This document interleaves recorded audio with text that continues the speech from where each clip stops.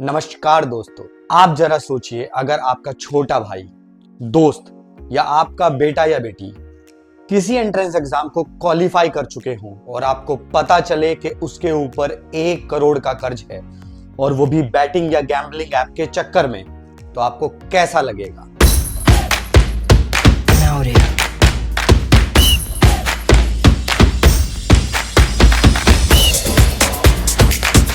आप जरा इस वीडियो को देखिए। ये बोलते हैं कि ऑनलाइन गेम जो है सर, ये जो टीवी पे ऐड आता है हर जगह, इससे सर बहुत सारे बच्चों का नुकसान होता है सर। बहुत लोग अपनी लाइफ खत्म कर देते हैं। कौन सा ऑनलाइन गेमिंग जो है सर, जो टीवी पे ऐड आता है, जो पैसे कमाने का, जो आज आप टीम लगाइए और करोड़ रुपए कमाइए, इसमें से बहुत लोग गेमिंग एडिक्ट होते हैं। अभी मेरे ऊपर 96 लाख रुपए का कर्ज है। कितने? 96 लाख। इस युवक का नाम हिमांशु है। ये दिल्ली का रहने वाला है और इस पर 96 लाख का कर्ज है ऑनलाइन बैटिंग ऐप के चक्कर में। ऐसे ही ना जाने कितने केसेस हर दिन हम सबके सामने आते रहते हैं। इसे देखिए धर्मपुरी केस का। बेंगलुरु जैसी सिटी जहां का लिटरेसी रेट इंडिया में सबसे ज्यादा है, वहां भी ऐसा सब देखने को मिल रहा है। लोग पैसे हारने के बाद उधार लिए पैसे भरने के लिए ऐसे ऐसे समाधान ढूंढते हैं। लोग ऑनलाइन एक दूसरे से पूछते हैं कि उन्हें क्या करना चाहिए। ऑनलाइन जुओं में 20,000 रुपए हारने के बाद एक युवक द्वारा फांसी लगाकर आत्महत्या करने की घटना सामने आई है। एक रिपोर्ट के अनुसार इंडिया की online gambling market by 2029 US dollar 3.88 billion तक एक्सपेंड करेगी।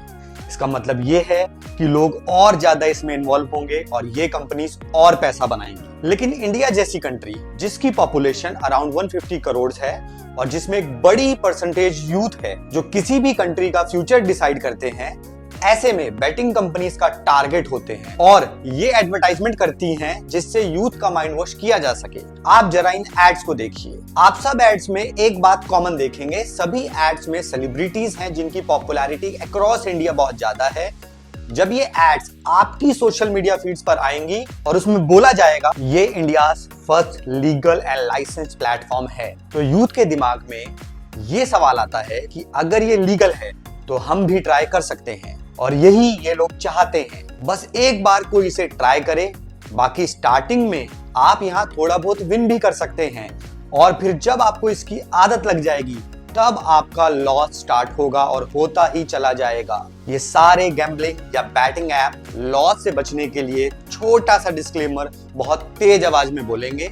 इस खेल में वित्तीय जोखिम के तत्व शामिल हैं, कृपया जिम्मेदारी से खेलें। जिस पर किसी का ध्यान नहीं जाता और लोग इन ऐप्स के चक्कर में आ जाते हैं। और ज्यादातर लोगों से जब पूछा गया कि वो क्यों इतने लॉसेस के बाद भी खेलते रहते हैं, तो एक ही जवाब मिलता है, अपने लॉसेस कवर करने के लिए, जो कि कभी नहीं हो सकता।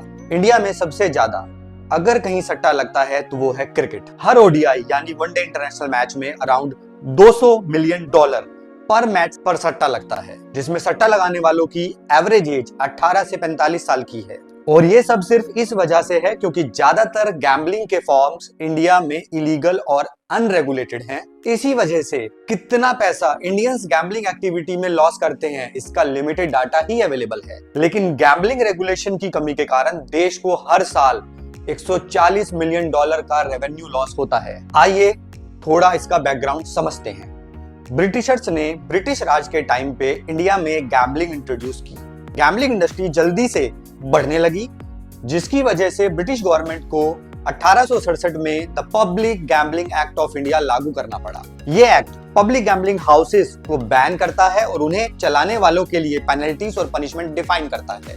इस एक्ट के बाद भी कुछ फॉर्म्स ऑफ गैम्बलिंग जैसे horse racing and lotteries legal रहे, लेकिन उन्हें भी स्ट्रिक्ट रेगुलेशन के अंडर रखा गया। ब्रिटिश राज के दौरान गैम्बलिंग को रेगुलेट करने के लिए और भी लॉस और पॉलिसीज बनाई गई थी। ये रेगुलेशंस मेनली इसलिए थे ताकि गैम्बलिंग से जुड़ी सोशल और इकोनॉमिकल प्रॉब्लम्स को कंट्रोल किया जा सके।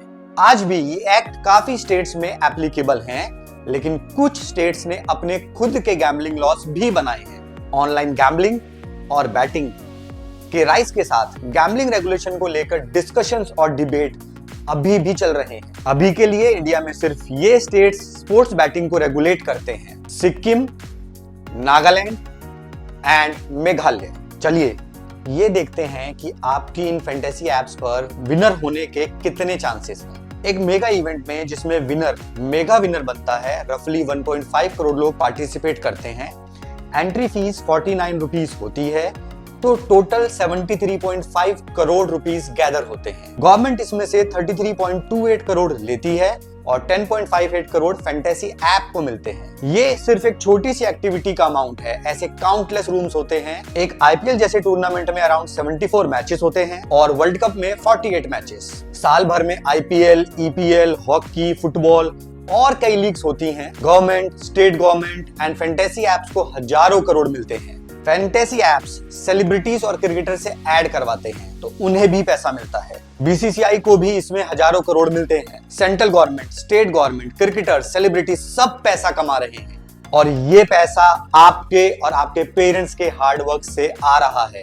आखिर में आपकी पॉकेट खाली हो जाती है। गवर्नमेंट, जिसकी रिस्पॉन्सिबिलिटी है इन सब पर रेगुलेशन लगाना, वो खुद इन सब से टैक्स लेकर इनको परमिशन दे देती है। गवर्नमेंट तो कमा लेती है बिना कुछ किए बिना इन ऐप से, और लोग सोचते हैं कि गवर्नमेंट बैन नहीं लगा रही तो ठीक ही होगा। लोग आराम से खेलते हैं और अपने आप को बर्बाद कर लेते हैं। न्यूज मीडिया, जिसे डेमोक्रेसी का 4th स्तंभ कहा जाता है, वो खुद अपने चैनल्स पर ऐसे लोगों का इंटरव्यू लेते हैं जो बैटिंग एप्स में पैसा कमाने के टिप्स ट्रिक्स को प्रमोट करते हैं, और जब ये सब यूथ देखता है तो उसका भी मन करता है इन पर खेलने का। अभी आईपीएल आ रहा है, उसकी क्या तैयारी चल रही है, क्या प्लानिंग करी है? हमारे लिए आईपीएल बहुत बड़ी चीज है जी।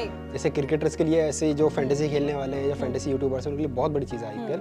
गवर्नमेंट, न्यूज मीडिया, सेलिब्रिटीज सब डायरेक्टली या इनडायरेक्टली इन एप्स को प्रमोट करने में लगे हैं। ये एप्स अपने प्रोटेक्शन के लिए लॉस में लूपहोल खोज लेती हैं और अपने आप को अलग अलग तरीके से प्रमोट करवाती रहती हैं। ये सब तो मिलकर पैसा कमा लेते हैं, लेकिन ये पैसा जाता है आपके हमारे जैसे मिडिल क्लास की जेब से, जिसका सपना होता है करोड़पति बनने का। पैसा ही पैसा होगा। टीवी पे 24/7 ये बताया जाता है कि टीम बनाओ और सब कुछ छोड़ दो। एडटेक कंपनीज जैसे बायजूस लॉस में है, पर ये फैंटेसी एप्स यूनिकॉर्न बन रहे हैं, हजारों करोड़ कमा रहे हैं आपको मिलियनर बनाने का सपना दिखा के। अगर कोई 1 या 2 बार जीत भी जाता है तो हजारों लोग सोचते हैं कि वो भी जीत सकते हैं, पर मैथमेटिकली जीतने की प्रोबेबिलिटी बहुत कम है। मेगा इवेंट में जीतने की प्रोबेबिलिटी सिर्फ 0.0000067% है। आपको 22 प्लेयर में से 11 प्लेयर चूज करने होते हैं। सब कॉम्बिनेशन कैलकुलेट करें तो 7,05,432 कॉम्बिनेशन बनते हैं। फिर कैप्टन और वाइस कैप्टन चूज करना होता है। 11 प्लेयर की टीम बनाने के बाद सिर्फ कैप्टन और वाइस कैप्टन के 110 कॉम्बिनेशन होते हैं। इन 110 कॉम्बिनेशन को 7,05,432 से मल्टीप्लाई करें तो 77,59,07,520 कॉम्बिनेशन बनते हैं। आपको 7 करोड़ टीम बनानी पड़ेगी और तब भी ये इनफ नहीं होगा। तो अगर आप 7 करोड़ टीम बना सकते हो तो आप वैसे ही पहले से करोड़पति हो। बिल्कुल, ये जरूरी है कि हम सभी अपने आप को और अपने प्यारों को इन बैटिंग ऐप से दूर रखें। ये प्लेटफॉर्म सिर्फ एक सपना बेच रहे हैं जो अक्सर टूट जाता है और इसके नतीजे में लोग अपनी मेहनत की कमाई को खो देते हैं। बैटिंग और गैम्बलिंग कभी भी सस्टेनेबल इनकम का सोर्स नहीं बन सकते हैं। ये सिर्फ एक ट्रैप है जो आपको और आपके परिवार को फाइनेंशियल और इमोशनल स्ट्रेस में डाल देता है। अपने दोस्तों और परिवारों को इसके लॉसेस, नुकसान के बारे में बताएं। अवेयरनेस ही पहला कदम है इस प्रॉब्लम को सॉल्व करने के लिए। उन सेलिब्रिटीज को फॉलो ना करें जो इन एप्स को प्रमोट करते हैं। ये सिर्फ मार्केटिंग टैक्टिक्स हैं जो आपको गलत रास्ते पर ले जा सकती हैं। सरकार को भी इस मामले में सख्त कानून बनाने चाहिए ताकि लोगों को इस ट्रैप से बचाया जा सके। आप सभी से ये गुजारिश है कि आप अपने और अपने परिवार के भले के लिए इन बैटिंग ऐप से दूर रहें। ये सिर्फ एक इल्यूजन है जो आपको और आपके परिवार को नुकसान पहुंचाता है। अपनी मेहनत की कमाई को सेफ इन्वेस्टमेंट और सेविंग में लगाएं, जो आपको एक सिक्योर और सस्टेनेबल फ्यूचर दे सकती है। उम्मीद है ये मैसेज आप सभी को समझ में आया होगा और आप इसे अपनी जिंदगी में लागू करेंगे। अगर आपको और कोई मदद चाहिए या और कोई सवाल है तो जरूर बताएं।